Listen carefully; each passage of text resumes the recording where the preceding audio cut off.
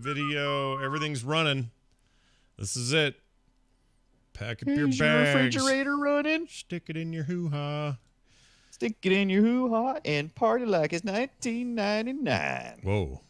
That was a long time ago. It was, wasn't it? Why won't my sound? Okay, there we go. All right, here we go.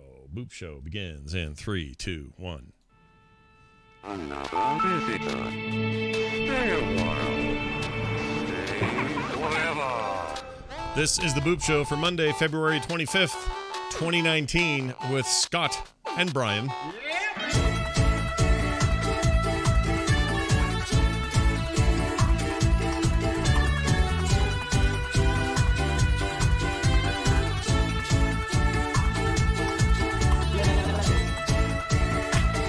I was really enjoying the music. I didn't want it to end. Hi, everybody. Welcome back to the Boop Show. There's Brian Dunaway over there. What's going on, buddy?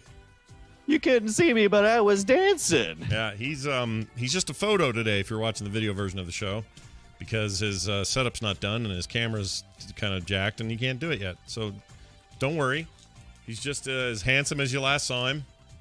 That's right. I'm not horribly disfigured like some kind of Mark Hamill in a Corvette summer. Oh, gosh. Too soon. No, just long enough. Soon? Just long enough. It's fine. Most people have no idea what I'm talking about. That's true. Did you guys know that Mark Hamill got horribly disfigured in a car accident in Corvette Summer? A movie none of you have seen because it's terrible. And then the very next year... he came back to Return of the Jedi, and he was all like, see this Jedi scar? And we're all like, yeah, whatever, Mark. We know what happened. We watch E-Entertainment. Didn't they all blame it on... wasn't it a little bit jacked up in Empire? I don't remember. I thought it was Empire. No? It might have been. You might have been right. And the reason I think that they got away with it is because they were like, oh, hey, you got in a fight with a Hoth snowman guy. Right. And so he swiped him in the face, and that's why he's all jacked up. So, yeah. Swiped him Poor in guy. the face. Anyway, that's our Star Wars Minute. Let's get on to what we do best here on the show, which is talk about video games. And you may have noticed over the lifespan of this show, for the more part, we spend a lot of time talking about small indie kind of games. And I think you and I are going to buckle down in that regard. It doesn't mean we won't occasionally go, oh, I picked up that brand new thing and here's what I think of it. But we're going to narrow our focus even more to these kinds of experiences because that's kind of what we do already. And so we're making it a little bit more official. Even though today Crackdown 3 is definitely on the menu. Right. The new format starts next week. Yeah. And it's not really, I mean, I don't want to freak anybody out. No. It's not a new format. No. It's just, it's us doubling down on what we're already doing. Honestly, that's what it is. Just a little bit more focus in that direction, which is all very good. And I would like to start today with a little game called, I forgot the name of it. Rush Rover. Rush Rollover. Rush Rollover. It's called Rush Rover. And, I may have talked about this before, but I don't know what show, and if it was on this show, I don't remember doing it. But back in the day, I want to say early 2017 or something, I was given a code for this game called Rush Rover. And I didn't know much about it. Rush Rover. It was in a state of sort of early access at the time. It was on Steam. And I didn't have much to think or say about it. But at the time, I thought, all right, well, I'll give this thing a shot. It was a little rough in the early days, but I remember thinking, hey, this is a cool dual stick shooter. I'll check back in on this. And then I forgot about it, like completely spaced it. Never kind of got around to it until the other day when I noticed it in my feed and a bunch of people saying nice things about it. And I went, oh, is that game still being worked on? Is it out now? And it's now officially out of early access and a playable full-blown game. So I patched it up, installed it again, and sure enough, it seems to have reached much of the potential that I was excited about. Now, if you don't know this about me already, you probably, well, maybe you do know, I don't know. But a lot of people don't know that I'm super into dual stick shooters, and I have been since the first arcade I ever played Robotron in. Robotron changed my life. And then later, like Smash TV. Remember Smash TV in the arcade? Oh, I love Smash TV. And I think we talked about that one on the show. Yeah, I'm sure we have. But it's like, dual stick shooters, kill a bunch of dudes, move on to the next thing, whatever. The advent of the modern take on roguelikes or, rogue games that are now roguelite or roguelikes. It seems kind of the perfect combination of genres for me. I love both of those things, and I really like how they play together. So this is like one of, I don't know, 30 games I have that are structurally kind of the same. It's, you know, take your currency, buy a bunch of cool stuff. The next fight's, you know, I'm more powerful than I was before, so I won't die as soon. That whole rigmarole is there. But that whole game mechanic. Exactly. What I like about this is actually plays really well with a controller or with a mouse and keyboard. You can kind of, you know, whatever your cheese is. I prefer controllers for this stuff, but you know, I could easily see playing this with a keyboard and mouse that's got good aim and all that stuff. They polished it up real good. They made it harder than I remember. This is definitely more difficult than when I played it in early access.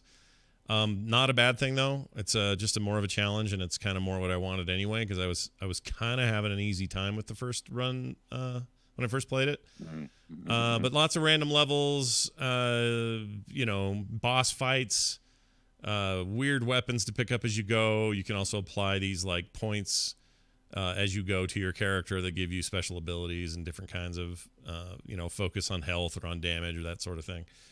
And probably the number one big standout about the game, as people watching it on the stream right now are probably noticing, excuse me, is that it is very stylistically very 8-bit looking, but they are clearly doing things here that you couldn't do with you couldn't do this on a NES.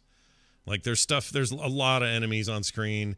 An NES trying to do this would have had a lot of flashing and weird sprite problems and all of that. So it's just a good reminder that one of the things I love about our modern gaming time is that people can make things aesthetically a lot like they used to look, but under the hood there's so much more power and so much more happening that it ends up looking way better than we probably give it credit for. I mean, there's no way you could run this on an old 8-bit console. Right. And I'm watching it now, and it reminds me of another game that me and you played that was a co-op. What was it? It wasn't that long ago, and it was it looked very similar to this. Must have been really memorable. What was it? I can't remember. No way! I think I used to give me a code for it. Oh, what was it? But what is Rush Rover? What is that like a play on the Red Rover? Send no, as far as I know, send Neil Peart over. As far as I know, no. But you're a rover. You're like a robot guy. Oh, so you're like roving the land. Yes, kind of. And you can rush. You can rush. You have an ability to like jump forward real fast, and you can upgrade that ability later to have that happen more regularly, so you're not, you know, feeling like you're slow or whatever. So it's a good movement deal. In fact, the guy on the screen's doing it right now. You can choose what levels you do next. You have a little map, it tells you kind of where you're headed. When you go into that room, you got to clear all the enemies before you can get out of there. And when you do, it usually leaves a couple of chests. Those chests often have weapon upgrades, that kind of stuff in it. I mean, I'm not saying anything too revolutionary here, but I think what sets it apart is the visuals, I think, are really cool. But more than that, it just feels good. Like there's a really good, smooth, consistent, sort of zen-like quality to the gameplay, which is what I come to these games for anyway. And I think it has it in droves. So if you like things like Geometry Wars or those other games we mentioned earlier or any other dual-stick shooters out there, I think people will like this. It's a pretty rad deal, and I want to say it's like 1 or 2 people that made it. And I like supporting small developers. Things like, what, $15? I'm trying to find it on Steam. It is actually only $5, Scott. $5. You're way overselling this. Yeah. It's $5. Pick it up today. Is that on and sale? That's not a deal or nothing. No, it's not. That's just the price. Well, that's pretty good. You're like a game show guy today. Have you noticed that in your voice? You're going, that's just the price. Get on over there for $5. Yeah, can't stop it. I just subscribed to the Game Show Network, and I've been watching it all weekend. I can't stop. All right. Well, now at least we know that it's a, you know, Plus, it's really hard to hear myself because I don't have my right equipment, so I don't have any of the side tone. Oh, so you're not even hearing yourself at all, really, now, are you? Yeah, so I feel like everything is super dead and in my echoey office, and so it's really throwing my game. So I'm kind of like overcompensating by doing my talk show host voice. I see. Well, then why don't you use that voice and tell me about Strange Brigade, where it is, what it is, and why it's good. Is it good? Well, actually, I liked it a lot. It's Strange Brigade. I've got this on the Game Pass on the Xbox. It's one of the few games that are free right now. There's like about 100 free games on the Game Pass. I love it. It came out late last year, 2018. Strange Brigade is a third-person shooter game, but you co-op up with 3 other people, and it all takes place during the 20s, which me and you kind of spent some time this past weekend on Film Sack in the 20s in the Egyptian recovery stage, right? Yeah, I like the 20s. 20s is cool. Yeah. So this is kind of more of the same. Mostly it's supposed to be more like in the 30s. And the backstory is that you're here and you're apparently going up against a witch from Egyptian times. Not to be confused with that movie that came out by the DC, that Suicide Squad, but there's a witchy kind of Egyptian lady who is causing all kinds of havoc. And it kind of reminds me, it's kind of like a Indiana Jones kind of vibe to it. And it has this most excellent voiceover narration that just kind of explains what your character's doing, what's going on around you, what kind of enemies you're going to be facing. And the enemies you face are usually either going to be, they're kind of like the undead, but they're more like the risen. They're mummies essentially. Oh, all right. And there's different, they're different kind of mummies. So kind of think of Left 4 Dead 2, but with mummy kind of creatures. Some of them are kind of like the kind of spit at you and spit the goo at you. Others are kind of like run really fast. And there's different types of bad mummy guys. This looks good. Graphically looks nice. It's beautiful. You can play it either first person or third person. I think I was playing mostly first person when I was playing it. Yeah, it looks a little Nathan Drakey from the third person view. It does look a little Nathan Drakey. And so So you're like going to different camps. What you're really doing is you're trying to find your fallen comrade who is taken missing in his exploration. So you're going from camp to camp, kind of following his story and uncovering story elements there. And in the meantime, you'll get to a certain camp and you'll get locked in. It's very God of War in that way. You'll get locked into an area and you can't leave until you have completed the task at hand. Wipe out everybody, sure. So you wipe out everything, and there's this hordes and hordes of the dead coming after you, and it's a lot of fun. I like, one of my favorite parts is how the grenades function, because you can have a group of horde coming at you. And I prefer the sticky grenades. There's different type of grenades, but the sticky grenades, you can actually land that thing right on a mummy's face, and it'll just explode, and just so much satisfaction of watching all the little dry mummy wraps just kind of, and they just kind of sparkle away, and you're like, yeah. Nice. I like that kind of stuff.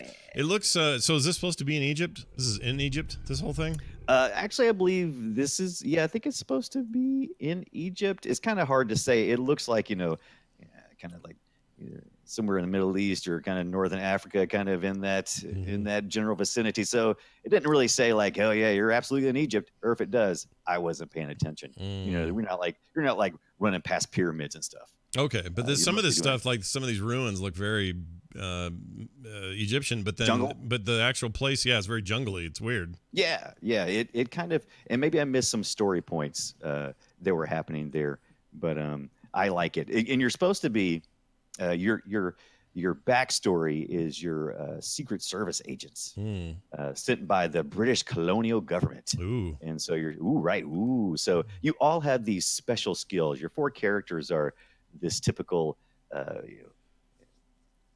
British adventurer, swashbuckling kind of guy, and then you have a couple of more charismatic characters who are tattooed from head to toe and have these really cool, sweet kicking moves. Like, it's all co-op play with the 4 characters. I assume you can all play absolutely together. You can play co-op or you can play single. I played single most of the time.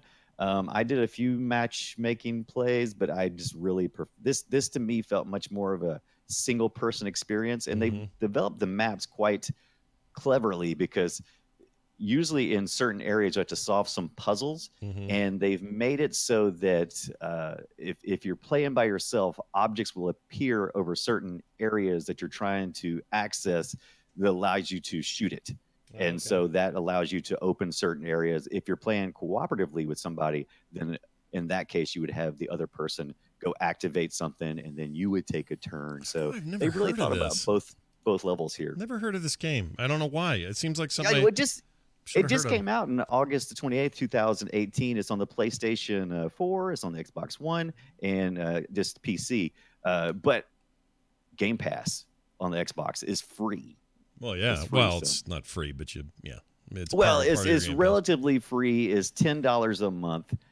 So I mean, and I play a lot of games, but there's more than just mummies too. There's scorpions, which really annoy the crap out of me because they're giant, huge scorpions, kind of like the Scorpion King kind of scorpions, and they burrow under the ground, and you try to shoot them with your shotgun, you can't get to them, and it's so frustrating. But as you go along, you regain health. The more you shoot, the more health you regain back, and that's how you keep going. Ooh, because I like shooting to get health back. That's cool.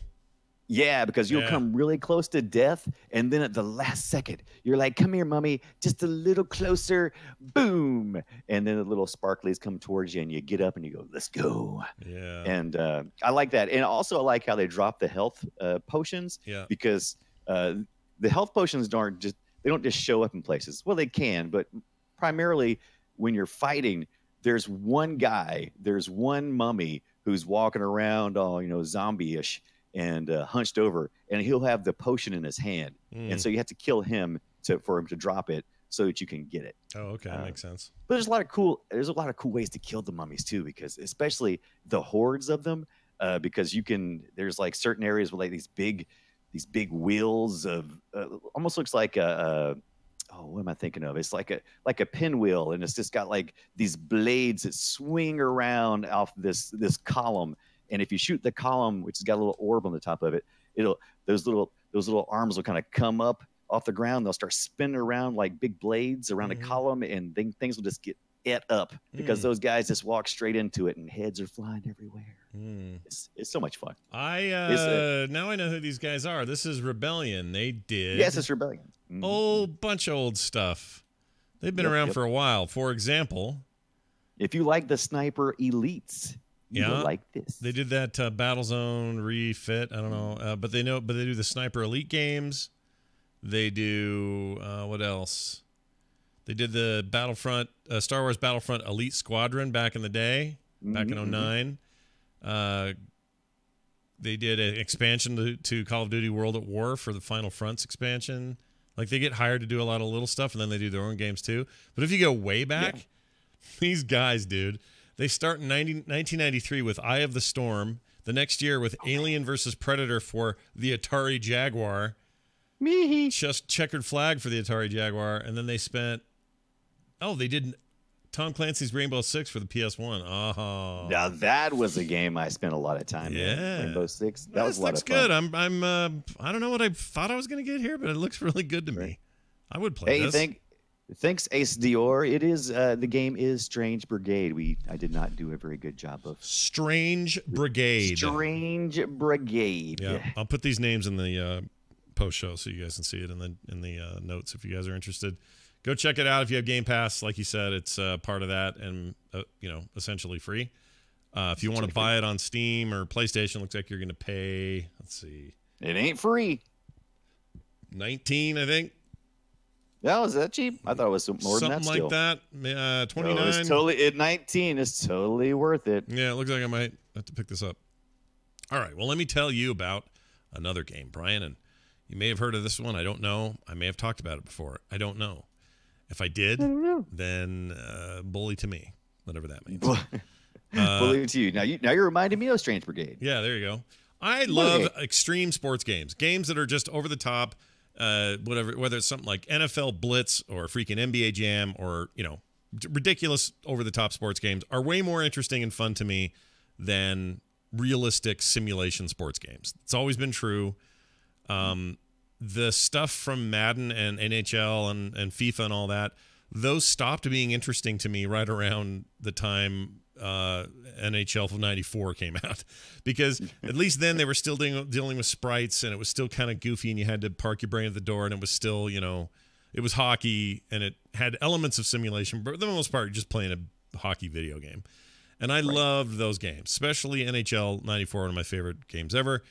EA also at the time, or right around then, Genesis years, put out 2 games in their Mutant series. One was Mutant League Football, and the other was Mutant League Hockey. And they were both these ridiculous over-the-top games of, like, zombies and creatures and skeletons and orcs and undead and all kinds of weird monster types playing these sports. It's almost like a future sport, except, you know, the world's all gone to crap and it's run by awful creatures or whatever. I loved those games. I loved them. They had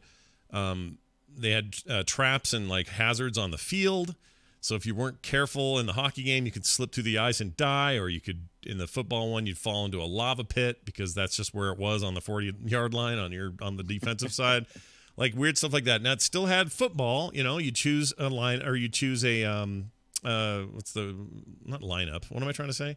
You choose a your roster? No, what do you call it when you're deciding what your strategy is? You choose your play? You do that too, but you choose your formation. Crew? Your formation. Oh, okay. So you're like, okay, we want to blitz and try to rush the quarterback.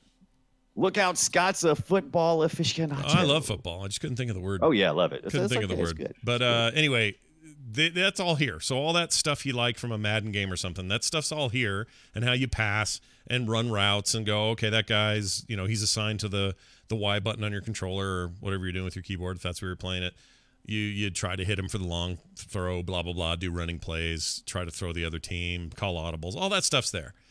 But the big difference with those games was this ridiculous setting, some of the rules, like there were really no ref calls. You could just kill a guy, and it would just go bleep, bleep, bleep, bleep, but then it'd be blood everywhere, but it was just on to the next play. So it was really stupid and ridiculous, right?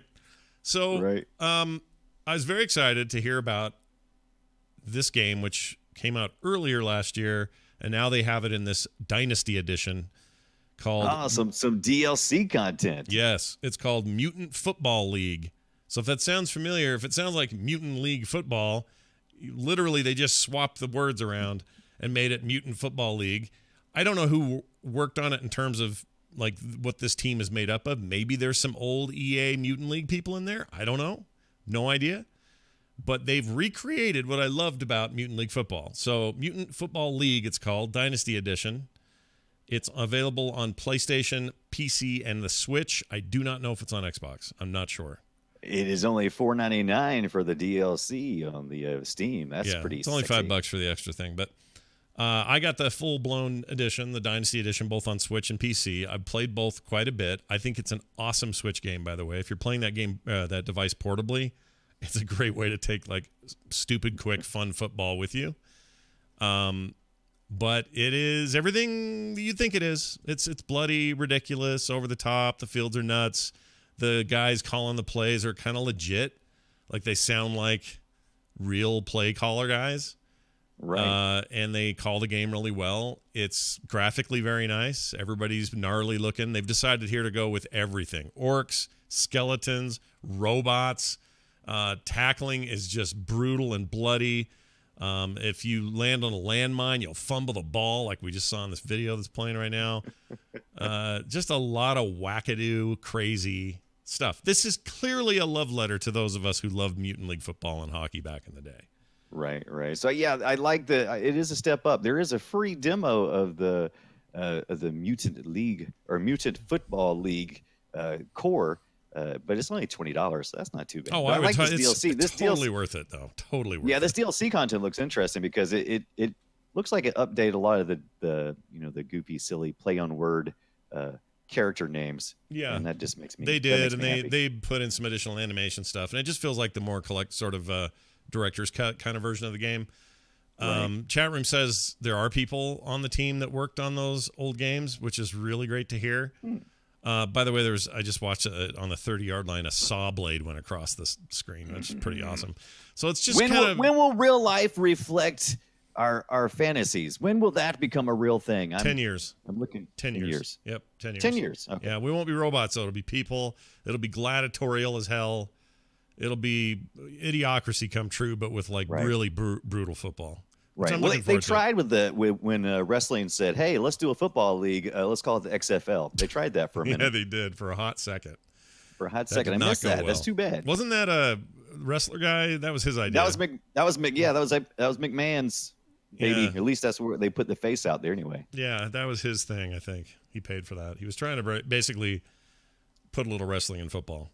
Yeah, kind of I wish they didn't go far enough. That was the problem with that. It was too straight. Too straight laced. I think I agree with you, but yeah, it should have been more Mutant League football. I would have been down with that. Exactly, Mutant Football League. Go check it out. Available now on all those platforms. I like it a lot. Brian, tell me about Crackdown 3. This is a brand new game. Guess where I played this? Okay, look, I'm getting like a broken record. I've played a lot of Game Pass games lately, but it's hot for me right now. So Crackdown 3, did you play the other one? I played Crackdown 1. I never played 2. Crackdown 2, that was pretty fun. You're getting more of the same here, but now you got Terry Crews. It's not enough for me, by the way. I like Terry Crews, but it's not enough for me. You're gonna have to sell me harder because big deal. No, it is 100% worth Terry Crews. Now he doesn't appear a lot later once you start actually playing the game, but in the tutorial and the startup, it gets you pumped. I mean, who would you prefer to give you a speech before going to play somewhat of a Grand Theft Auto style game where you dropped into the city to fight the bad guys than Terry Crews on a spaceship essentially? Yeah.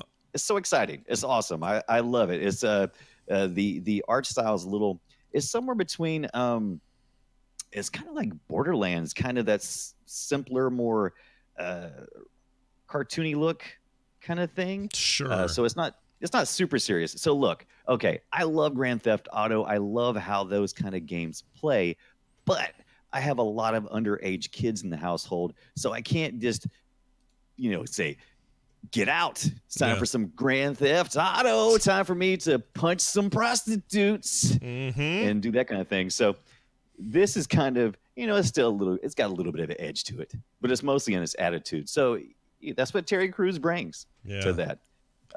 So you're fighting gang leaders and bosses throughout the city that you're trying to take back.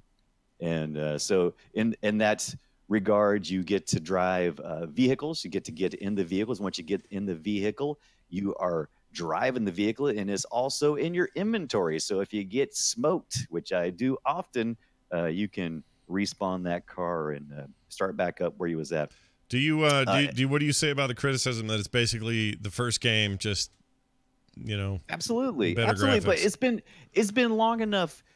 It's been long enough that the first game. How was the old game like? Well, it was 08 or something, 09, something like that. Yeah, I mean it's been at least 10 years, if not longer. I'm fine with revisiting it with better graphics and an updated storyline because the gameplay is fun.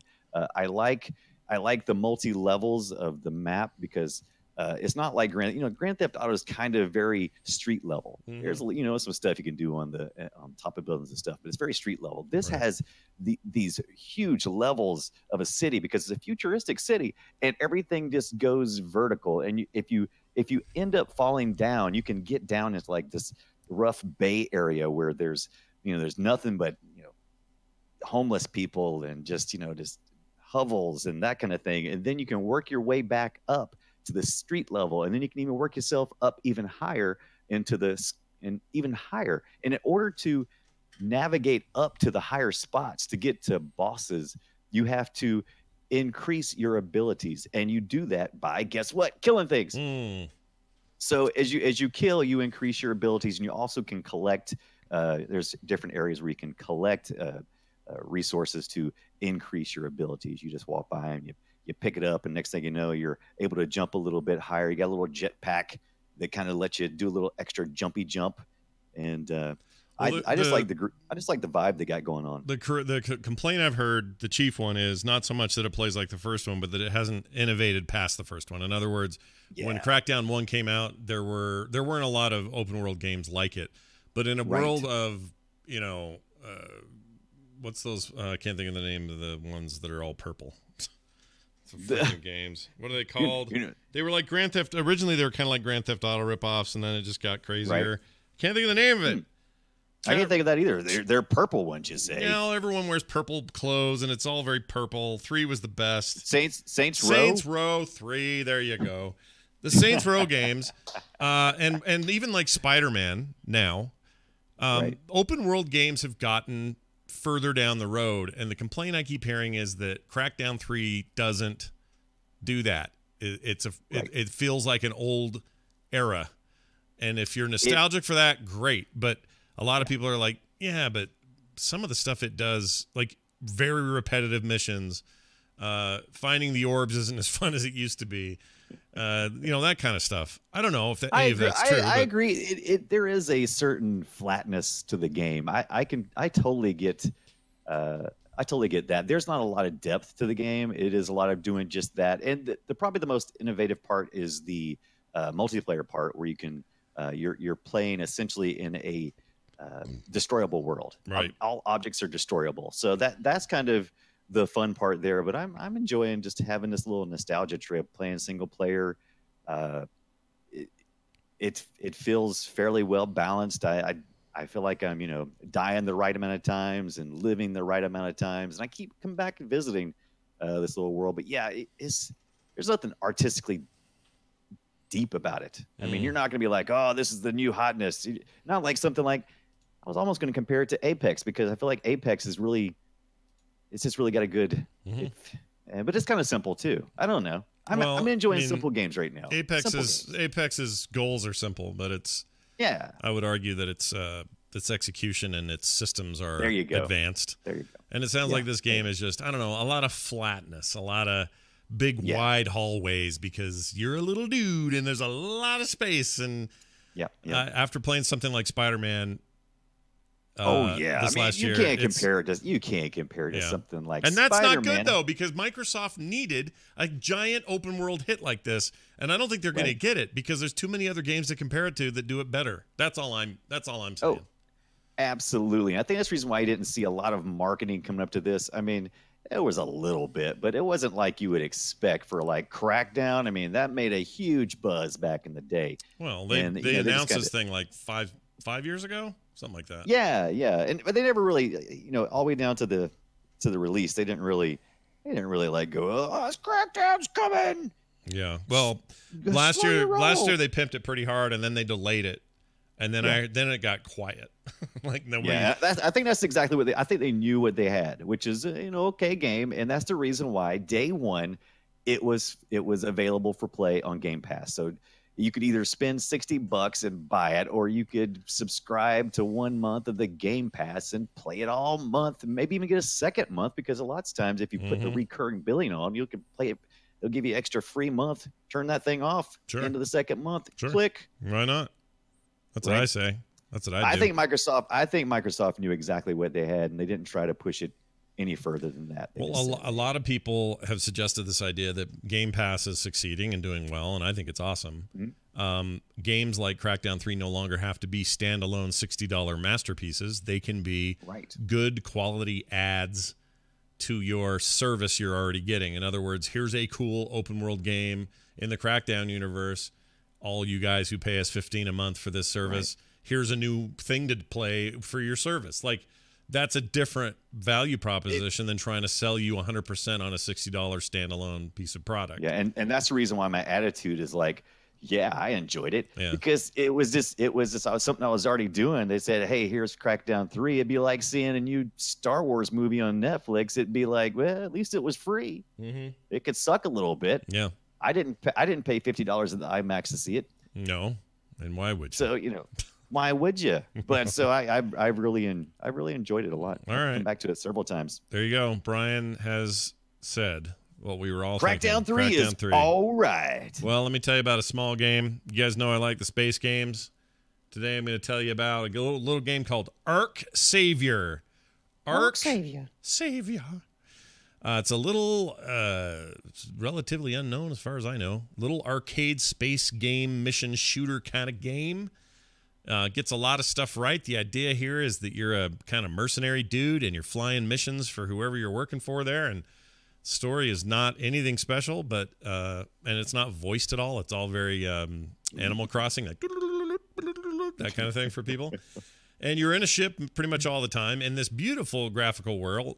I don't know what engine they're using here, but it looks very nice. I'm playing this on PC. How do you find all these space games? I honestly, I gotta be honest with you. I thought you would have been out of space games by now. I love them, dude. I'm always on the hunt for something new. I'm looking for updates to existing stuff. Like just today, there was a big update for X4. And I loved the X series, and 4 is new and buggy as hell. And so every time they do an update, I'm like, oh sweet, they probably fixed a bunch of stuff. They added Steam Workshop support. So I'm always poking around, and whether it's new or old, I love my space games. And this is one of those, and it's very arcadey. The controls are basically first-person shooter controls, so you don't need to be good at flying a ship. You just need to be good at FPSs. And even then, you don't have to be that good. It's just kind of a, it's very accessible is what I'm trying to say. You go into these missions. What was the name of that? What was the name of that fighter jet game you used to play that was kind of like this? Oh, that's what it looks like to me, except in space. The Namco game. Yeah. Freaking, what are those called, you guys? They just came out with a new one. Not jet. Something jet. Jedi? No, not Jedi. Not Jedi Starfighter. What is it? Oh my gosh. Anyway, whatever. Not asteroids. Gosh dang it! I'm related to things. You guys aren't helping. I can't think of what it's called. But it's it's similar to that. It's very much meant to be kind of an arcadey thing, like Rogue Squadron on the N64 back in the day. It's similar to that. Combat Ace Combat. There you go. There's a new one of those floating around. I haven't pulled the trigger on it, but.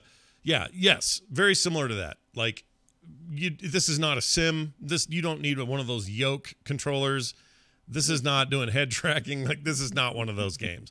This game is basically, hey, we're sending you into space to kill a thing. Go do that for us. Okay, cool. I'll go do it. Hey, we also need to protect this ship while it tries to travel through the gate. Okay, well, I'll do that. Oh no, we're being attacked at the end of this mission. We didn't know that was happening. Do a barrel roll. Beautiful, lovely rendered. Oh, you know what? Star Fox is a good comparison, actually. It's very Star Fox. But it is 360-degree freedom. You're moving up, down, right, left. All the axes are being used here. And if you know all of that going in and not expecting yourself like a hardcore space sim, I think this game's really good. It's really fun. It's fast-paced. A very good-looking game. Like, awesome visuals. Explosions are real good. And loud and big and your face and all that. Lots of weapon and ship variety. You upgrade your ships and your weapons as you go. You can earn and unlock more as you move along. You have different perks you can assign. So all the stuff that we're used to these days for, perk systems and kind of RPG elements, all that stuff's there. And this is Ark Savior with a C, Savior. Right? It's with a ARC-SAVIOR, Ark Savior. And I don't know where else it is other than PC. It could be in other places. But I like this a lot. Chat room asks if there's any PvP. There's not, but it would be great if it had dogfights because it's got great control for that. They could be a fun dogfighty space game with you and your friends. But it is a single-player affair. And I think real cool. I dig it a lot. And there's stuff to worry about, like you don't want to overheat your weapon. If you do, you have to let it cool down a little bit.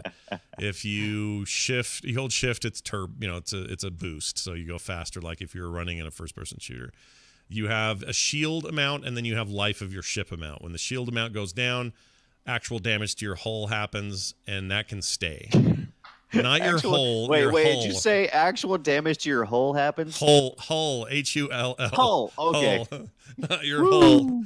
I realize now that you're right. You damaged my hull. But you do these series of missions. They get a little more difficult as you go. They're not a walk in the park. I found some of them to be quite challenging, but in a good way. And there's a bunch of ships to unlock, and I like it. I'm going to keep playing it. It's real good. So again, that game is called Ark Savior. Oh, did I write down who makes it? Like Power Arc. Got to give these guys credit for who makes these games. You're right. We needed to. I skipped that lots of times. We need to start talking about. Yeah, the we'll do that history of more these often, especially with indie titles, because we want them to get the credit. They deserve it. Like when we say Crackdown, it's like, like Microsoft needs more of your money, but you know, some small 2-man team who worked really hard on this, they could use the $15, which is all this is, by the way. It's cheap. So go check it out on Steam and wherever else it might be available. That's Arc Savior. All right, Brian bought a PlayStation Classic because he's insane. So because I'm insane like a fox.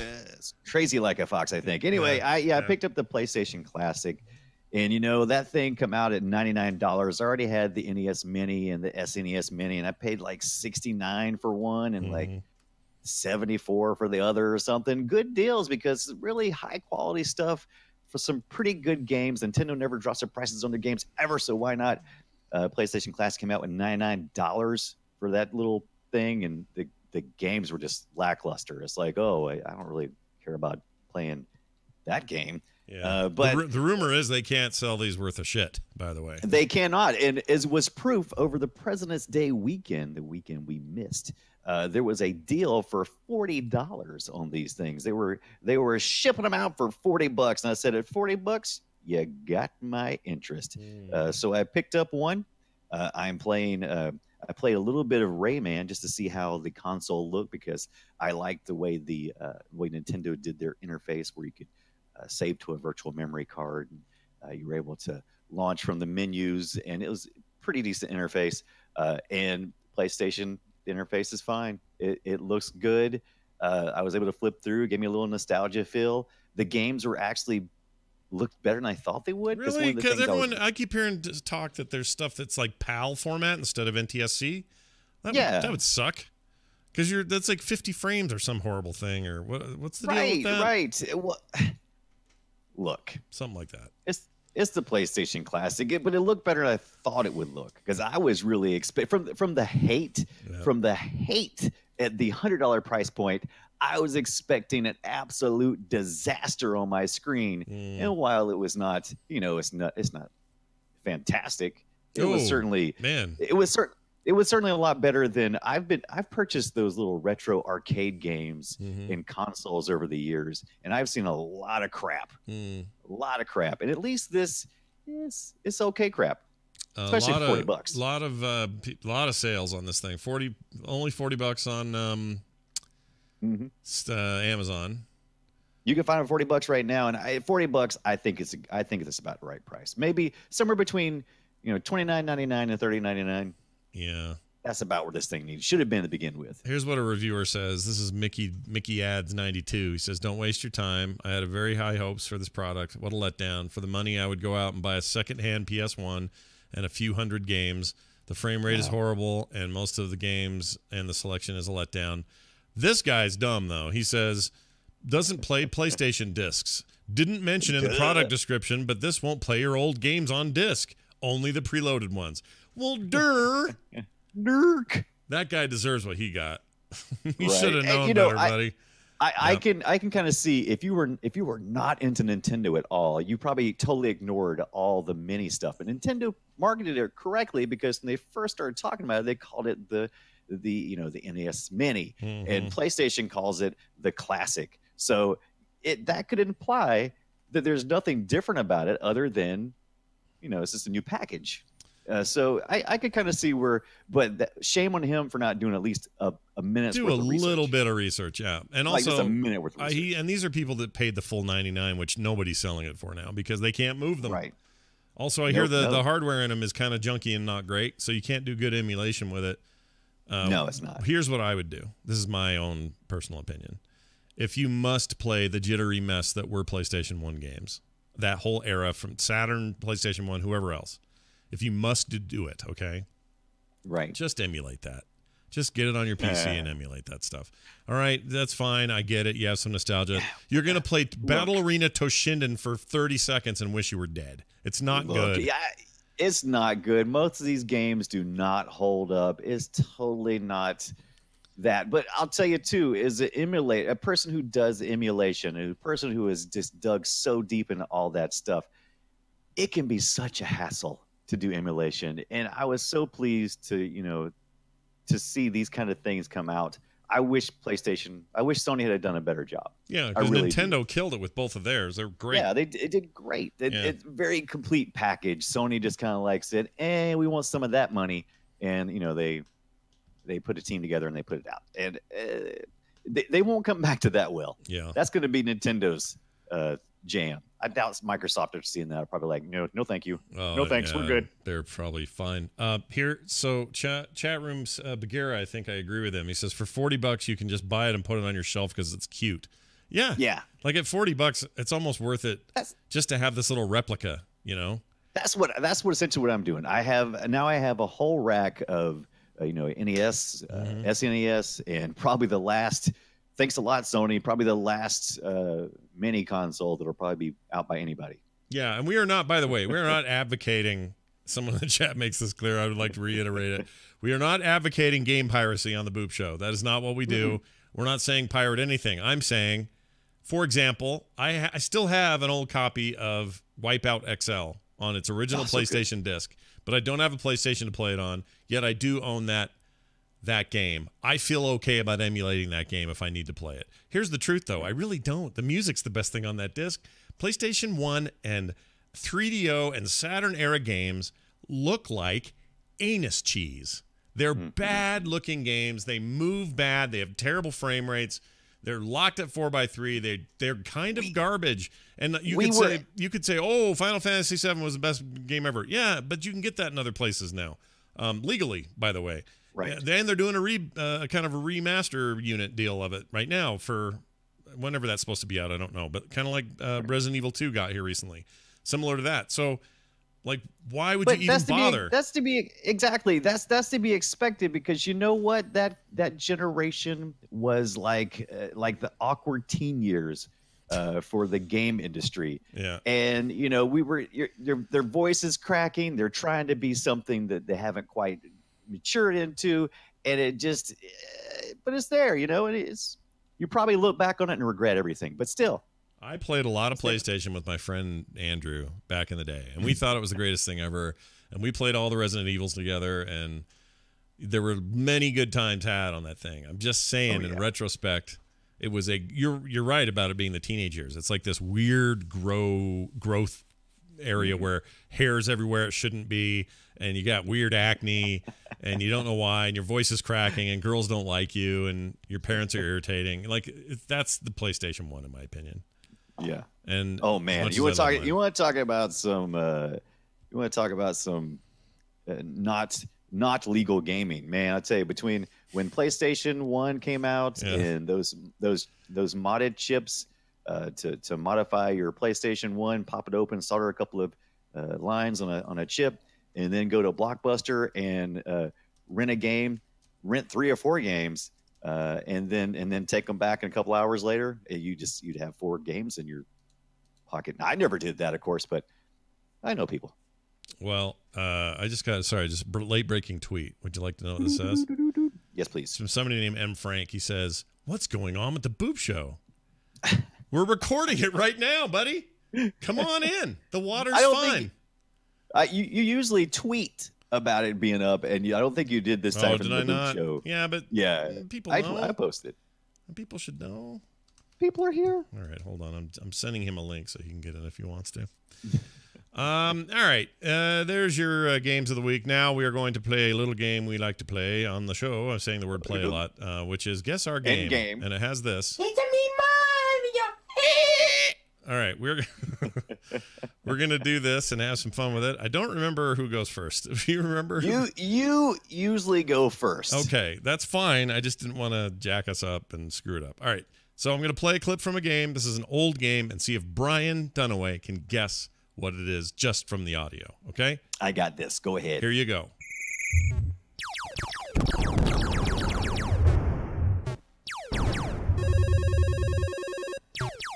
Hello?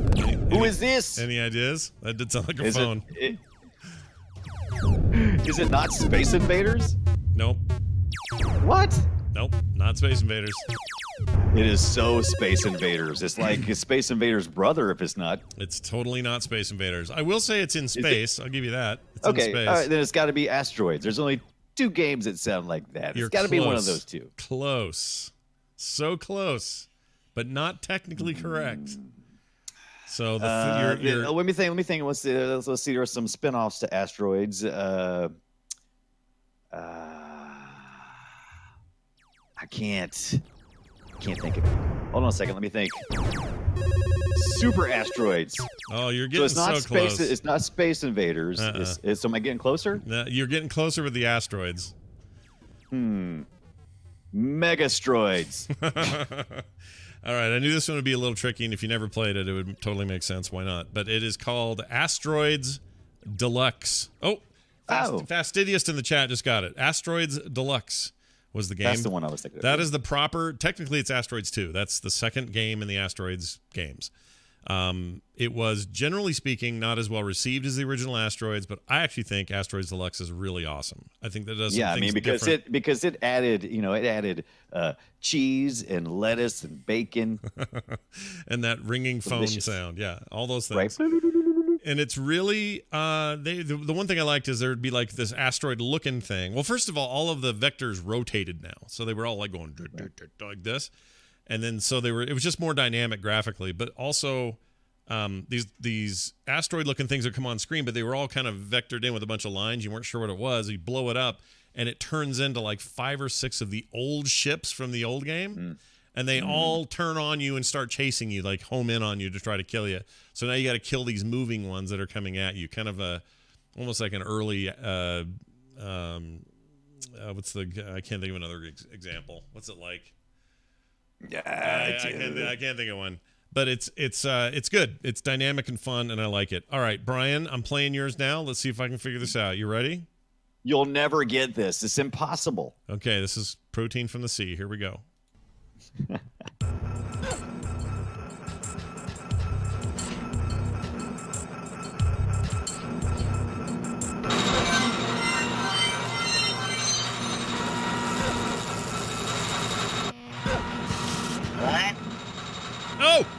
Oh, I know it. That's the giveaway. That's the giveaway.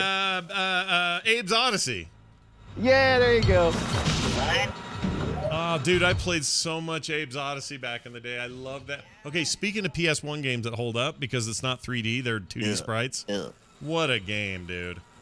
Yeah. I love those Abe games. Those Abe games were so good. Whatever happened to those? What are we doing now? Isn't there? Oh, they did a little.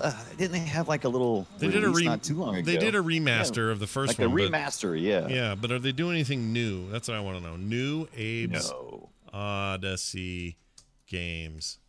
Okay, here we go. Oddworld Inhabitants. Are you doing anything new? Let's see. Oh, there is a new Oddworld. Yeah, remember there was that whole thing on there was the Oddworld Strangers Wrath and that kind of stuff. They had that little thing. It's called, I think it's called Oddworld Soulstorm. No, that's not it. Let's see. New Oddworld game trailer. Let me see if this says anything. Okay, there's 3/2018. Explore his origins. Okay, so it's some kind of they just repeat it. It's just some kind of teaser. So maybe they're working on something. I love those games. So good. They were, you know what they were a lot like? They were like was it not Alone in the Dark. Can't think of names today. What's wrong with me? Yeah, man, you it's okay. You had that whole weekend full of people at your house messing the stuff up, they right? They still are up there too right now. But they're on the other side of the house, so it's not making too much noise. Get out of my space. What's it called? Oh my gosh, what's wrong with my brain? Anyway, it's like screen to screen, very puzzly. Y'all need to. This is what happens. Is it Pitfall? No, I get super brain melty at about 3:30 in the afternoon. Dude, this happens every day. You've been podcasting all day. You got to be on time. Yeah, you do. I mean, shoot. But I stayed up all night, or I stayed up one morning until like 6 a.m. to get this game, and I can't think of the name of the damn thing. You'd think I would never forget that game. It's not Mist. Everyone in the chat's just throwing out names now. It doesn't work. That's Mist. We don't have enough information. It's screen to screen. Now, it plays like this. It's like Abe's Odyssey. It's this exact same formula. It was just a different couple of. Oh, I know what you're thinking of. Not Out of Time. You're thinking of Spot. No, that 7-Up game. No, that was like a Mario game. That worked like that. That wasn't like a Mario game. It was like on a beach somewhere, but it was kind of like that. I got it. Out of This World. Out of This World. And the other game was a follow-up with some of the same people called. Oh, it's a Flashback. That's it. Flashback. I played Flashback until my eyes freaking bled. It's my favorite Genesis game. Maybe of the entire run of the Genesis, now that I think about it. That and NHL 94 were my favorites. Oh, there were a bunch of games I liked, but that was right up there. Well, you know what's funny? Even back then, I had tastes like this. Like I would get really into the games that were not the big giant sellers. Like, right. Do you remember a game called? In fact, we've talked about it on the show because I played it before. I think it was our game before, but it was called Subterranea. Do you remember this game at all? Mm-hmm. I love that game. No one's heard of that except us. Yeah. That's it. It's like this weird cave diving, strange floating ship thing. That's like nothing else, and it was like nobody knew who made it. Nobody knew much about it. None of my friends knew what it was, but I loved it. Yeah. But that was me too, because I would spend hours digging through game boxes at different places, like Fry's Electronics back in the early 2000s. Box games were all that's all you could get. That's back when Fry's wasn't a crack house full of like dead people. Yeah. Right. And so, man, I remember just picking up all these clones of any game you could think of. I think I picked up one called Amazons and Aliens. I remember that. And it was just, it was such a weird offshoot of a game. It seemed like it was like some kind of World of Warcraft kind of, not World of Warcraft, but Warcraft. Here's that Subterranea soundtrack, by the way, a little bit of it. Subterranea. Dude, that is so cool.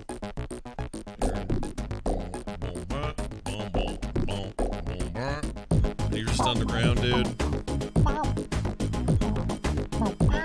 Oh, it's so good.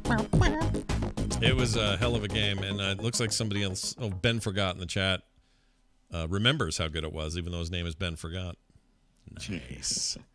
All right, well, there's that. Well done, everybody. That was a good time. That's fun. That's a nice little walk through Memory Town.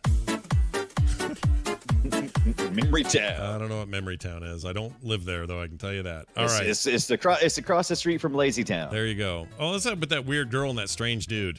Remember that? Yeah, he just passed away this past year. Yeah. Yeah, he was weird. That guy with the chin and everything. Well, I mean, I don't think he was weird, but the whole premise was very creepy visually. I think so too, because the girl was kind of set up to be a little. I don't know. I felt like that show was for weird Canadian pedophiles or something. I couldn't tell. So John Krafalski, is that what you're saying? Is totally into that show? Wait, is he? Oh yeah, dude. He's Canadian too, also, isn't he? Yeah, he was Canadian, and plus he's had his issues. Yeah. He had his little Me Too moment not too long ago. There was something about it that was just weird. I can't put my finger on it. I couldn't watch it because of it. It just weirded me out. I don't know what it was. Right. Anyway, the puppets are also weird. I didn't like the puppets on there. Hey, look at this. We got a call. You want to hear a call from a listener? Oh, we have a call? Give me the calls. Yeah, these we're getting voicemails now. You can call us at 801-471-0462. That is 801-471-0462. Write it down, and we'll play it on the show if you want to call us. This is a call. This sounds, I mean, they've obviously roboted up some text. You guys, it's okay if you use your real voice.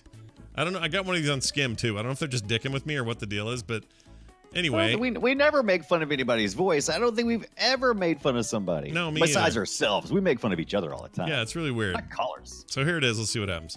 Hey, Brian and Scott. This is James, and I have a big question for you.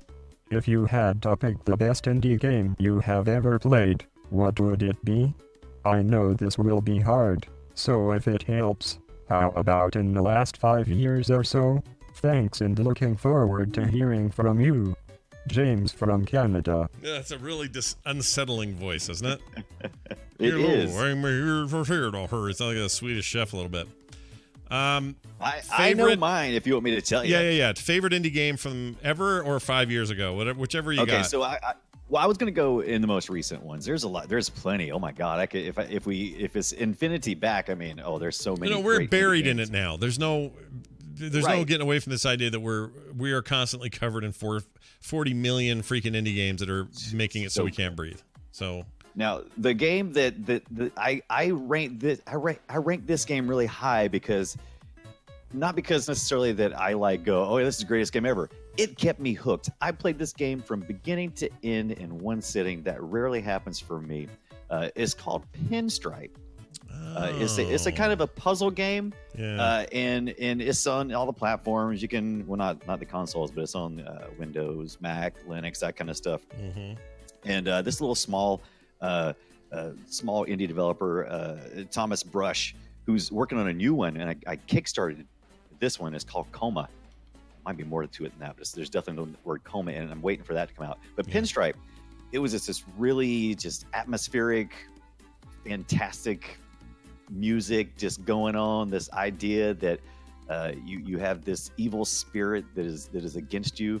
The entire puzzle story that you're going through is just, it's such a great experience. Oh yeah, really I remember you talking about this. Look at that game. That's cool looking. Love it. It's so good. Yeah. Once Upon a Coma is his new game, and this guy's in South Carolina, so just right up the road. You should go visit him. That wouldn't creep him out at all. No. Hey, I do a podcast. How you doing? Yeah, do it. Coming in. He'd love it. Coming in. Save me a seat. I'll be here for dinner. That looks like a fun game. I would play that. That's very indie. You should totally play that. And chat room says it's a very done-away game. I agree. Oh, totally. Yeah, totally. That's right up your butt, as the kids say. Straight up your butt. Yeah, straight up your butt. For me, this is so hard. It's a tough one. I tend to lean toward probably Bastion. I think Bastion's really good. That was going to be my other guess, but it almost feels at this point, Bastion has gotten so big, I almost sometimes forget that it's an indie because it was huge. That game's awesome. I think it's lived up to its potential in a way that makes it almost not indie. It's so well known. I don't know what the definition is, right? Indie is weird. Like, is indie three or four people making a thing? Well, then it qualifies because that's all that was working there at Supergiant Games at the time. So it's entirely possible. But I have so many strong memories of that. I feel really, really powerful feelings for Papers, Please. You really loved that one. That was really good though. I love that. I think that most of what Klee makes, I don't know if you consider them indie anymore though.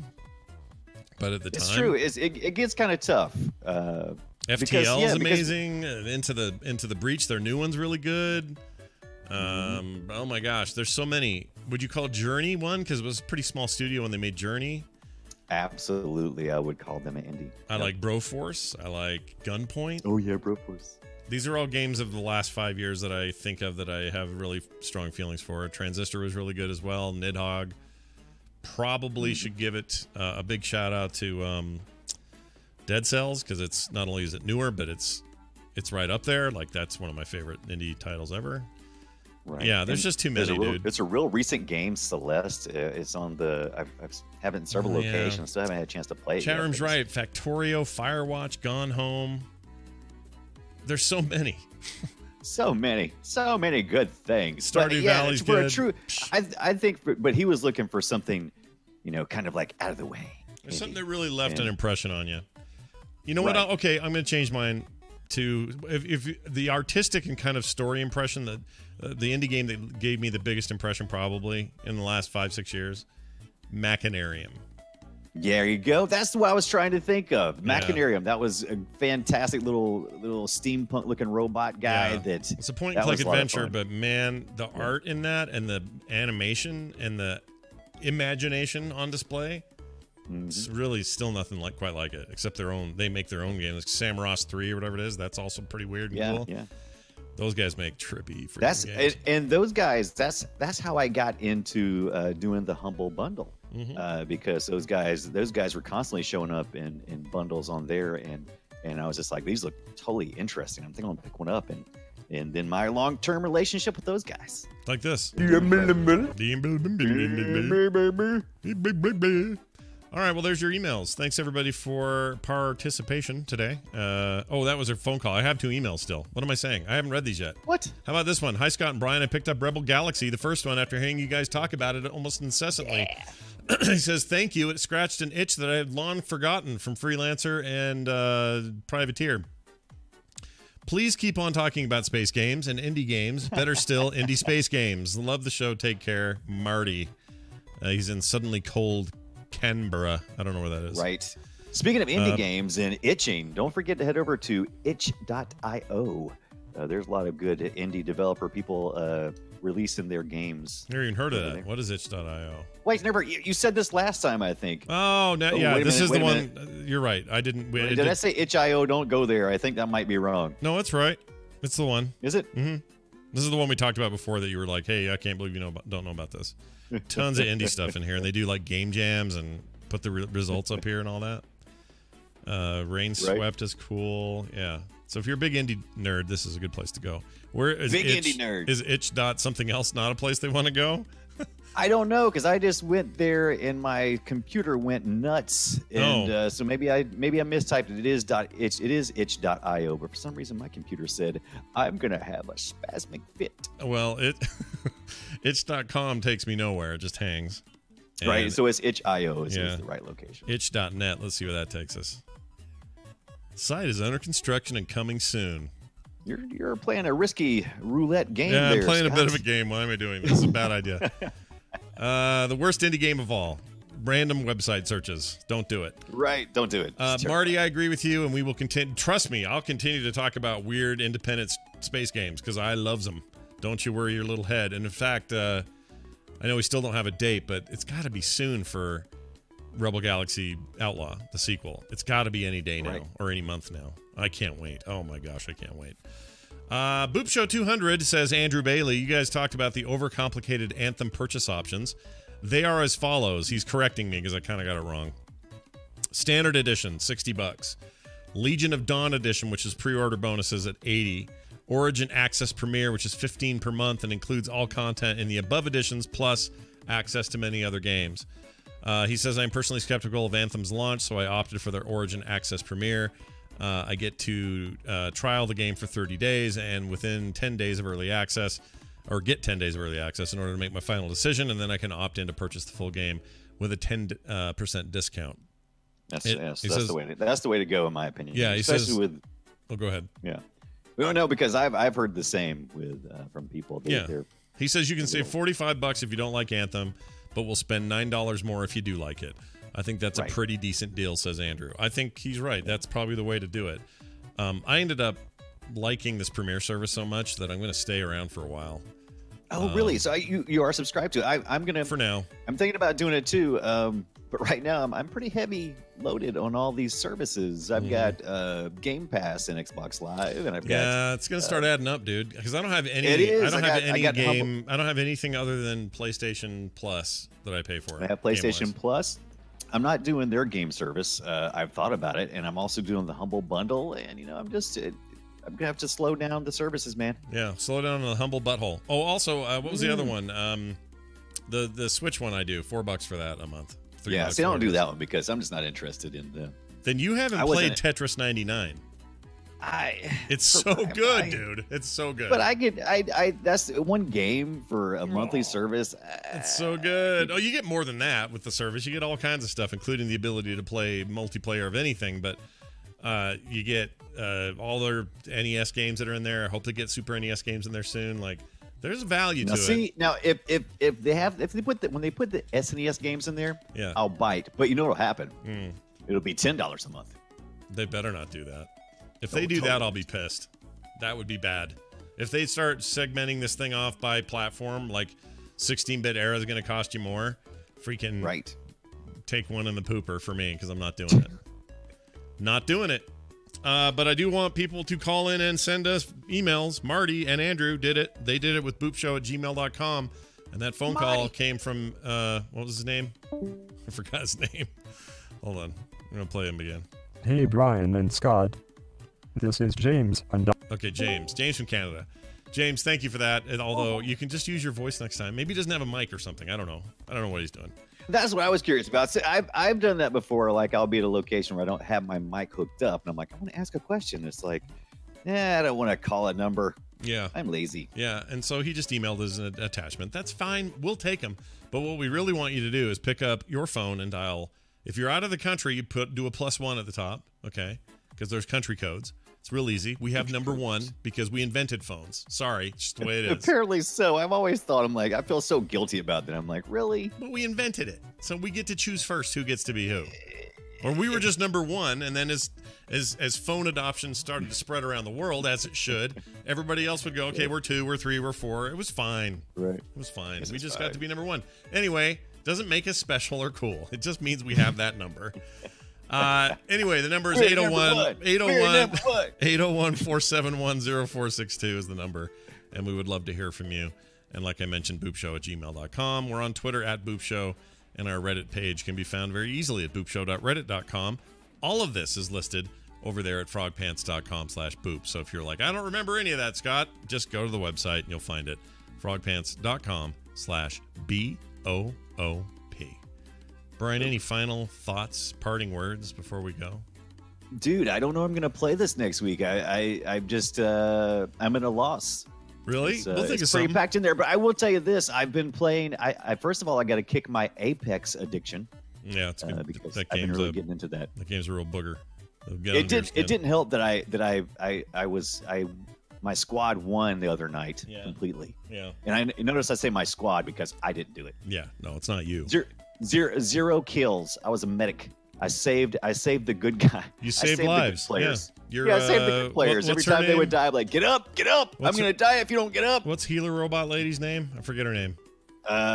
Frida. Francisco. Frida. Loretta. Sanchez. She's not a robot, though. The medic is not a robot. Well, she the carries a is robot with her, though. She's got her Oh, little yeah, robot yeah, friend. yeah. Yeah. What's her name? I play her almost exclusively, and I can't even remember her name. Lifeline. It's Lifeline. Lifeline. Yeah. Laugh-line. Laugh lines. Love line. You call in and ask sex questions. Welcome to Lifeline.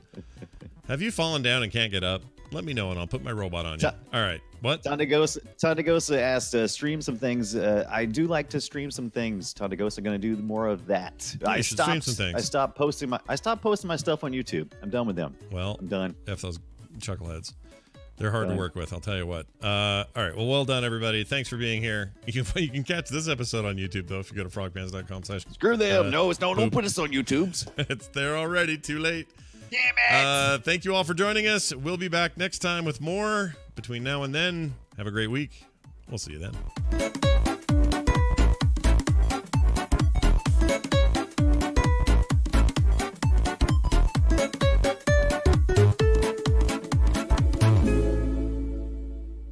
Oops. This show is part of the Frog Pants Network. Frog Pants Network. Get more shows like this at frogpants.com. I don't like Steam. I don't like Steam. Steam is a butthole.